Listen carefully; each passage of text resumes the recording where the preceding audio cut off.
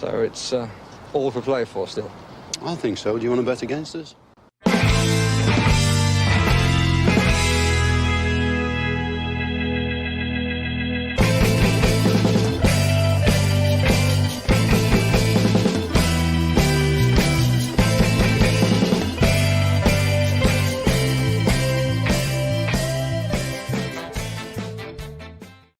Hello, everybody, and welcome to For the Love of Paul McGrath podcast. Some really, really nice rumors coming out. Well, I suppose they're a bit more than rumors. I suppose the reports really at the moment coming out that Aston Villa have won the race to sign Moussa Diaby, and you kind of notice that I'm not surprised. I'm not surprised. It's something that I've never really wavered from. That Moussa Diaby would have chosen Aston Villa. Well, it's not been confirmed yet. We'll play this with a small bit of pinch of salt, because until you know that on the shirt, on the pitch holding up the shirt, that kind of thing. You don't want to count your chickens before they hatch. But it looks like, for all intents and purposes, the Moussa Diaby is going to be an Aston Villa player. And I've consistently said over the last 2 or 3 days, show me a really reputable source that said that Villa are out of the running and he's signing for Al Nassr. Show me a really reputable source. I'd like to go into why I held that view, but one of the reasons I'll go into it slightly. Look, it's really interesting to see. It's going to be really interesting to see what outlets start to really, really cover the Saudi Premier League. Once it gets established, once this starts, it'll be really interesting to see what happens. The Saudi government it's very difficult to get into talking about it without getting into talking about the PIF and about Saudi government and so on. So I'm talking about this specifically from a footballing background point of view, that there is a lots of ways and means to get your message out of Saudi Arabia. Specifically if you are part of government, PIF, whatever else. And I think I'll just probably leave it at that, I suppose, really, because it's one of those ones that there's quite a picture being painted about this Saudi Pro League, and there probably will be into the future as well. And look, for me, my thoughts, which I'm 100% okay with being all wrong, are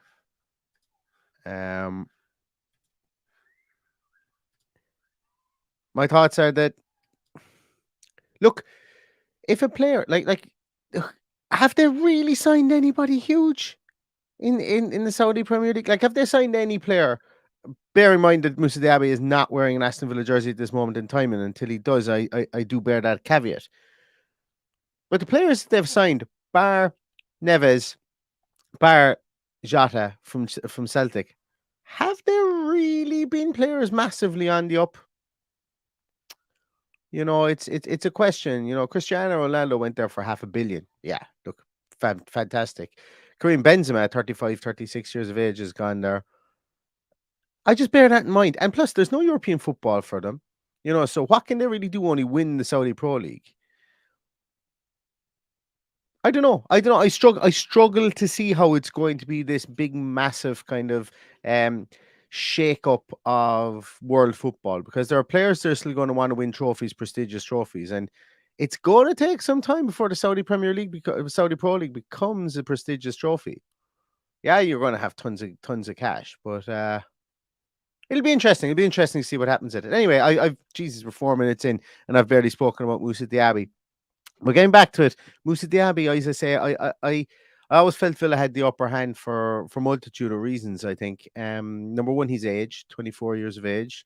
As for reasons I've said previously, just a moment ago. I think he's probably like Jota is very much in the he's an outlier from his age going to the Saudi Pro League. And I think Moussa Diaby wanted to test himself. Also, the fact that Unai Emery managed him for 2 years, albeit that he never gave him his big break at PSG. Unai Emery will know this man inside out. He'll know what he was, he'll know what his potential is, and he'll know where he excels. So that's always been a positive for me. I always thought that once they sat down over a table, I thought that Emery would have common ground with Musa Diaby and would have been able to work with him and would have been able to sell him the project at Aston Villa. I never thought the fee was going to be an issue for Villa. I always thought Villa were going to sign a £50 million player. I think Villa will still spend money, obviously, in this transfer window because I think there's at least two, if not. I know a lot of people talk about backup goalkeeper, but as I said with the Paddy podcast previously, you know, I don't really care if Robin Olsen stays because uh, I don't think he's going to see much playing time, barring injury. And I'll be honest, no matter who we bring in, whoever we bring in is going to be a step down from Emi Martinez as it is. So you'd be half hoping that you don't see your backup goalkeeper. But obviously, I think we'll see probably one, if not two more attackers coming in. And that's going to be exciting. I think it's going to be exciting if they come in alongside Musa Diaby. But Villa are spending money. Like that's 80 million, 83 or whatever million, or 73 or whatever million, depending on what reports you look at. And he's a mighty good player. That's the big thing about it. I've gotten a couple of messages from people today, non Villa supporters, that have said, "Jesus, that's fantastic. You have to sign a really good player." I've got messages from Villa supporters saying, "Oh my God, I hope he's good because we spent a lot of money on him." And I understand both sides of the coin. I understand both sides of the conversation there because, it's when you go and you break your transfer record, you want to be seen to get value for money, specifically when you're not when we're a team that haven't well, obviously if you're breaking the transfer record, you aren't traditionally spending that amount of money. But we want to, this is a big marquee signing. We want it to turn out to be that. We want this guy to be here with us. We want to chant his name. We want to see him score goals, get assists, get into the France squad, raise the level of the club, raise his own level. And if he moves on, then that's absolutely fantastic. So we want to see that. And for the reported 40 to 50 million, depending on what outlet you look at, I think Villa fans are well within their rights to kind of go, God, I hope this works out. But as I say, whenever I speak on these podcasts and whenever I do them, I'm not trying to convince anybody what to think. You guys can make up your own mind, and that's the beauty about discourse and about being a fan of a club. Wouldn't it be all boring if we're all sat in the pub and we're over a pint and we didn't have differing views over people? So it's that's the beauty of being a football fan. But I think this guy is good. I've seen a lot of people try and compare him, or not try and compare him. I think that's unfair because the comparison is probably warranted up to a point. The comparison with him and Leon Bailey. A lot of people talk about Leon Bailey in the Bundesliga and then, what he's become in the Premier League. And I think there's more context and more nuance to it than just that. Let me share up as I'll share up my slides again now. Actually, I just want to talk about him because I did have a slide with the comparison between Diaby and Leon Bailey, and statistically, yes, you can see that they're quite similar in some areas. Bearing in mind that the season that Leon Bailey had in Leverkusen was his best statistical season of all time, or of his career, should I say. Also, Leon Bailey, since he's come here to Aston Villa, he's never really looked quite settled. And I think this means a lot to certain players. I think certain players are mentally stronger than others, and I don't think Leon Bailey. I don't think it's a slight to say that Leon Bailey has struggled with confidence. And I think that's had a massive effect on him. He struggled with injury as well. I think that's had a massive effect on him. The way he dribbles with the ball is different to Musa Diaby. They're different types of attackers. They're different types of wingers. They're small, they're pacey, they're flair players, all right. And I could see both of them playing the same team at some stage over the course of the season. But I think the comparisons, like when people say, "Oh, but look what happened to Leon Bailey when he came to Aston Villa and he was tearing up trees the year that he left Leverkusen," I think it's too easy just to say that because when you can look at the statistics and they do look similar or whatever, but when you look at their style of play and you look at how they worked together, it's not the same. It's not the same. in how they play the game, I think, really. And it may turn out that Leon Bailey, this elevates Leon Bailey's game. The two of them back in the team, know each other, playing together. Maybe you have Leon Bailey playing up top with Ollie Watkins, and they bring Diaby over onto the right hand side, even though he predominantly plays on the left hand side. Maybe they bring him over onto this right hand side, and maybe they play the two of them together again. And maybe this elevates Leon Bailey's play, and we're all talking about, whoa, where has this Leon Bailey been for the last 2 years? It's not beyond the realms of possibility that happens. It certainly isn't. But as I say, this signing is a watershed moment. I think the amount of money that Aston Villa have spent on it, the fact that he's a player that a lot of other clubs wanted. Arsenal wanted him, Newcastle wanted him, the Saudi clubs wanted him, as I say. But that, from I suppose, really from the point of view of clubs that have money to spend, that want to increase their attacking output, we're looking to sign him in the form of Newcastle and Arsenal, and it looks like he's on the way to Aston Villa, and that's something to be really, really happy about. On top of the fact that he's a mighty fine player, there's that too. Let's take a little look at some of your comments. Let's take a little look at some of your comments there. I'm not reading out any songs that you guys put in there about Diaby. I'm going to leave that for Paddy when he said a few points, and then he won't be on tonight, but I'm going to leave that for Paddy to do the singing there as well. CF says, can we now officially call Paddy an ITK? When we see him in the shirt, I may clip up from that podcast as well, Paddy, saying that it was a done deal. We'll see that. We're being ultra cautious in that one because of the Almani situation. But can we call Paddy an ITK? I can call him I call him a pre or ICK anyway, definitely for sure. But an ITK, I'm not 100% sure. Where else are we? Villa Bloke says, I'm officially excited the way this squad is coming together. Up the Villa. Do you know what? That's a great way to put it as well. The squad is coming together. And I know we needed signings. But we've signed some really reputable players. And that's the key.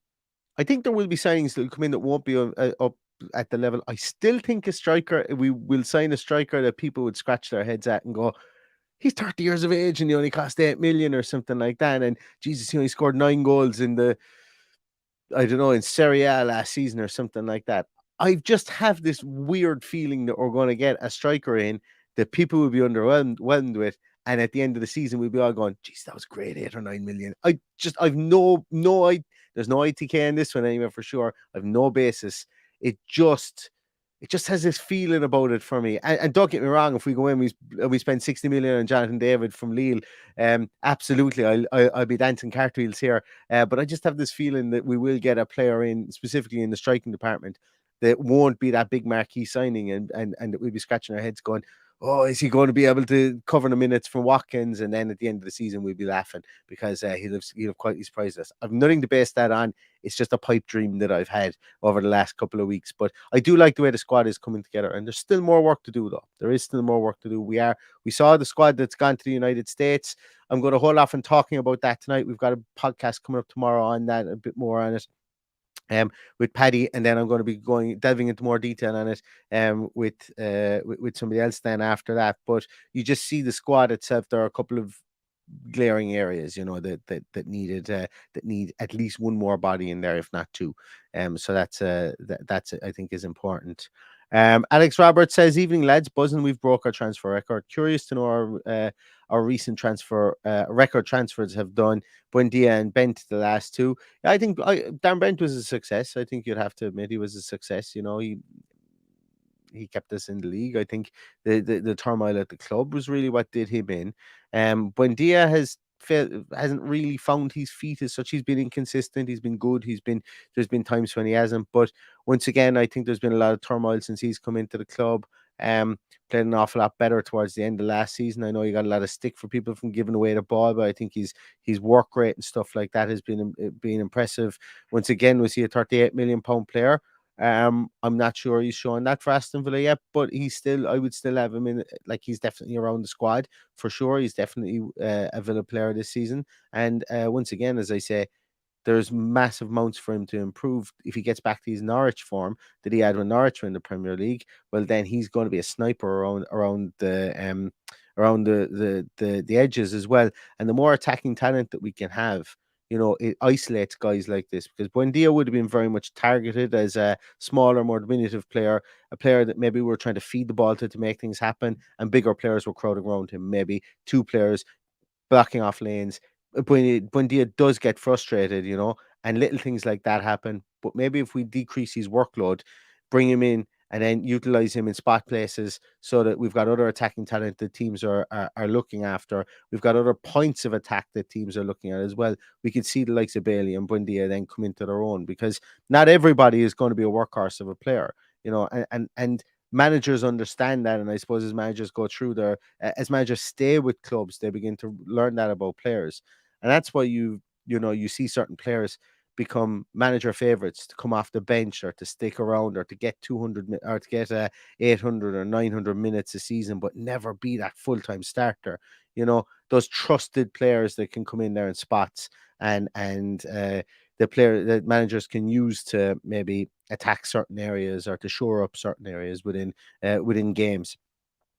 So as I said, Buendia, is the jury's still out on it, but it is an interesting question, Alex, for sure. Where else is it? JVFC 96 says today was a big benchmark with us getting Diaby. In my opinion, shows that there is still the Premier League pullover money. I think it's over. I genuinely believe that the Saudi Pro League piece is. I think it's a bit overinflated.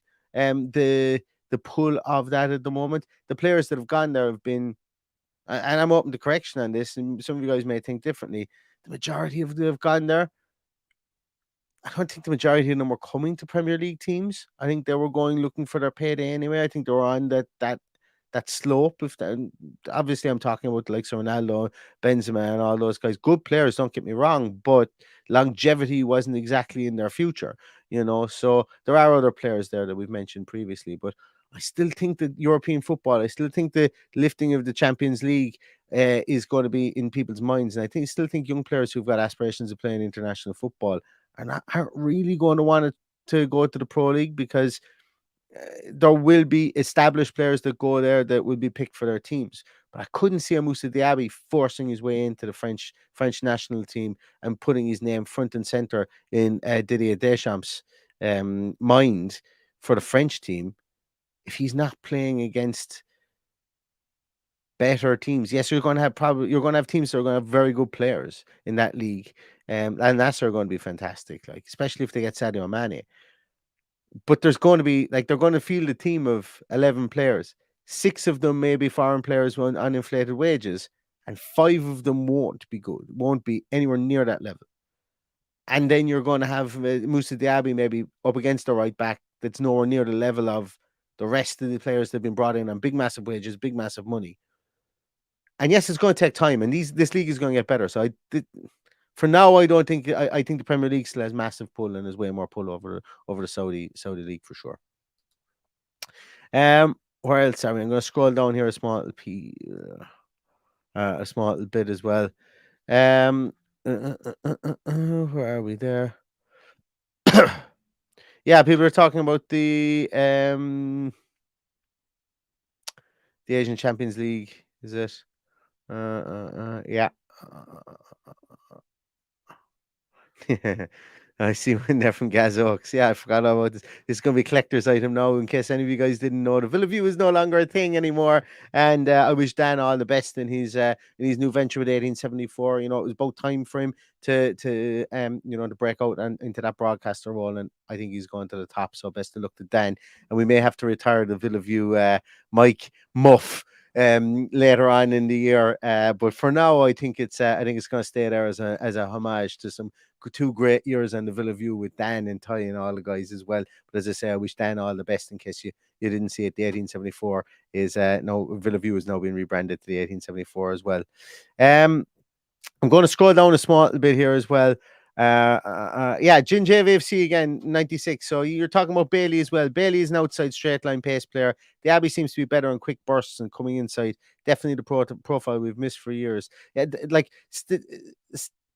from a stature point of view, they're very much the same. But as I say, when you see Leon Bailey run, he has that He's that sprinter's look about him when he runs, whereas Diaby has this almost like a street soccer player, kind of street footballer kind of run when he runs. You know, the way that kind of never breaks stride kind of feel about him. Um, but he's tricky enough in and around the box. Like Leon Bailey, I thought for all his pace, he would slow down to try and get around players. Diaby is a kick and chase at times. Don't get me wrong, but his kick and chase is so fluid that it looks it's it's a natural. It comes natural to him. I think is what I'm trying to say here. It's kind of like his kick and chase is something that he does instinctually, and sometimes I think Leon Bailey, when he needs to get around players, sometimes I think it can be pre-prescribed or it can be performed. Now, obviously, don't get me wrong. I am a Leon Bailey fan. I'm more of a Leon Bailey fan, I think, than Mr. Patrick Kelly that's on this podcast as well. And yes, we'll have a bitch and moan about Bailey, but I still think there is a player in there, because when you see him prior to lack of confidence and injuries and stuff like that, he hasn't hit those heights. And the reason he hasn't hit those heights is because I just don't think he believes in himself at the moment, and he needs to get himself straightened out. So let's see what comes from him in the coming year as well. I'm going to scroll down again here as well. So British Mick asks, their stats were identical. The Leon Bailey and Musa Diaby's stats were identical. They weren't really, they weren't really. So Diaby is more of an attacking threat than Leon Bailey. Yes, Leon Bailey had more shot creating actions and goal creating actions as well. But in the greater scheme of things, when you look at those over a 90-minute game and over the games during the season, this is Musa Diaby's season just gone, and Leon Bailey's season before he left to the Premier League as well. So, like I say it, I keep on saying it in every podcast, and I do rely on statistics. I pop them up on the screen all the time. But I've always said as well, I would love if I had a platform to play video and to discuss what I'm seeing on the video. Unfortunately, YouTube would have me shut down faster than you could say Musa Diaby running down the wing. It's just not a facility that I can do on YouTube, but I'd love to do it. And while I do show up these statistics, they're not to be all and end all for any player. Yes, they're going to give you confirmation bias, so they're going to tell you some good things that maybe you haven't spotted, but um, it's it's another part of the puzzle, as I say. And I think, and I'm going to say it, and I probably filter too much into it as well, because I focus so much on statistics when I do a lot of these podcasts. But um, I think I think punditry relies an awful lot on statistics now, and it's become more part of the zeitgeist of discussion that, like XG drives me bonkers. Like, you'll notice I don't work in the world of XG. And the reason I don't work in the world of XG is because XG either only matters to a striker over the course of a season or his career, or matters like when people start talking about the XG at halftime was 0 for a team. You don't need to know what the XG was if the team has had no shots. It's going to be quite obvious what the XG is, you know. So statistics wise, as I say, it's worth looking at always. And as I say, it's something I use, obviously, and that's why I do these stat sheets. But if I could find a platform that would let me play copyrighted material and discuss it and offer commentary on it, which YouTube is actually supposed to do. I've sent YouTube an email to ask them to show. I've shown them a video that I did offering commentary on keeping myself on the screen, which is apparently what I'm supposed to be allowed to do. Keep myself on the screen, offer commentary, and not monetize the show. And YouTube came back and said, "Yeah, we'd ban you for that." Essentially, is what they came back with in their email. So I said, "Fair enough. I'm not going to do it." So that was just a little rant about that as well. But statistically, they look similar, as I say. And that could be more down to as well. Like, when you talk about statistics are born an awful lot out of tactics that teams play, styles that managers want to implement, areas of the field that managers want to attack. So when you're looking at the statistics, they can be manipulated by what a player has actually been asked to do. So it could like statistics can be elevated or deflated by a manager's setup. in any given game, in any given year. Leon Bailey's statistics the year before this that we can. So Leon Bailey isn't the white here. His statistics the year before this were puce because Peter Bosch was over the team, and he played him at right wing back, and they didn't get on. And he at the time he didn't want to go both ways, as in play defense and play an attack. So his statistics were deflated, you know.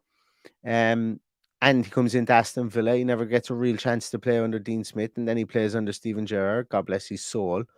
Um, and now he's playing under Unai Emery, and there were shoots of recovery last season, albeit we still had the frustration parts from him as well. So, statistics wise, when you look at them, as I say, managers and tactics and um, extrinsic factors can affect the player's statistics over the course of the year as well.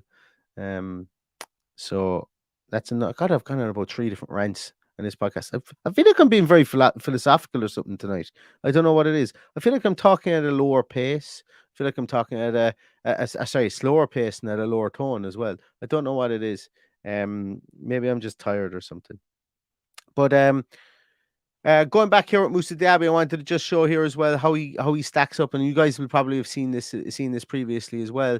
Looks like Harvey Barnes is on his way to he said AC Milan. On his way to Newcastle with Alan San Maxim going to the Saudi Pro League for suspiciously in and around the same price that they're paying for Harvey Barnes. But you can see here Harvey Barnes' statistics are in white. We have Nico Williams, somebody that we were linked at the start, who was a true road runner. Pace wise and dribbling wise. We can see his statistics there in red. We can see Mohamed Kudus statistics in yellow, being played more as a number 10, as I mentioned before. And now we can see the all-round player, the more rounded player, Musa Diaby, in there in green. And it's just nice to have that comparison, I suppose, between him and the other players that we've been linked with throughout the course of this off season as well. So covered a bit of ground tonight, and as I say, the reason I haven't gone all in, I suppose, in talking mostly about Musa Diaby is because we'll wait to see him in the shirt, because I'm really excited about it's a situation like where I am at the moment is I'm kind of so excited about this that I don't want to get too excited in case it blows up. I've got this cautiousness within me about it until he holds that, and until Villa confirm it. Just with what's going around there in the world. And even though I've said there that I was confident that he wouldn't go to Saudi, and that I have my rant on the Saudi Pro League, you still have to be cautious because 24 hours is a long time in football transfer world. It really is. All you've got to do is ask Peter Odemwingie about the time that he drove to was it QPR's training ground and sat in the car, and then they never even came out to say hello to him because they had changed their mind on the transfer. So never count your chickens, I suppose, or anything to do with transfers. Before we go, let's take one or two more of your comments. So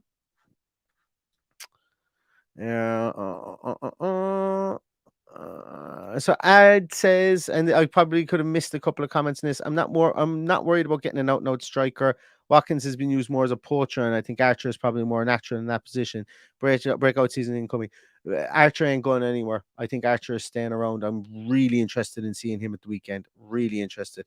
I think it's a measure of a man where he was, and I know he took his holidays before the 21s tournament, but he was given time off. He was given time off prior to, or he was given time off if he wanted it after the 21s. But he chose to come back early. And fair play to Cameron Archer. Cameron Archer knows what side his bread is buttered on, and he wants to make it at Aston Villa. He really does. And he's had a really good under 21s tournament. So why wouldn't he? I think Villa are really excited about him, and why wouldn't they be as well? So I still think, as I said, that's actually my big reason for thinking we will get an aging or an older striker to come in that's maybe have a different profile to the two guys that can come in and rough it up a small bit, maybe. I just have this kind of Fernando Morientes type character that's going to just waltz in the door, and people will be kind of scratching their head about his previous statistics, and then he'll go, he'll leave in 2 years' time, and we go, my God, wasn't he a real Mr. Dependable to come in? But who that would be, I have absolutely zero idea. Zero idea. Damien, Need to start an OnlyFans account for his stats. Yeah, look, if it allows me to play a video and to talk through video, I could be the least exciting OnlyFans account out there for sure. I might put up a Pornhub or something like that if they allow me to just play a video and not have to do anything there, and it could be the most boring account on the platform. That would be something for sure. That'd be definitely something to tune into. Um, I think I'm going to leave it at that because we've gone from the sublime in Musa Diaby to the absolute ridiculous in me setting up an OnlyFans so that I can play a video and talk through scouting video as well. So I'm going to leave it at that. Thanks so much everybody for popping in. If you haven't liked or subscribed, or if you don't like and subscribe to the podcast, please do it. It really really helps us out. We're on a drive to 6K, 6,000 YouTube subs. It's going to be fantastic next few weeks. Anybody who's traveling out to the States, I wish you all the best out there. I'm as jealous as all hell because I should be out there, but I'm going to have to settle for Limerick playing in an All Ireland hurling final on Sunday. So I would have missed that, and I don't tend to miss too many of those. So it would have been a dilemma, to be honest with you, if I had to choose. But the choice was taken out of my hands. So everybody going to the States, wish you all the best. We're going to have a lot of content coming up over the next few days. We're going to try and talk to people who are over in the States. We're going to try and keep up to date with a lot of things over that have happened in the last week as well. And obviously, now that Paddy's back again, he's chomping at the bit. So thanks everybody for watching, and thanks everybody for listening. Stay safe, stay healthy, and all that's left to say is up the Villa.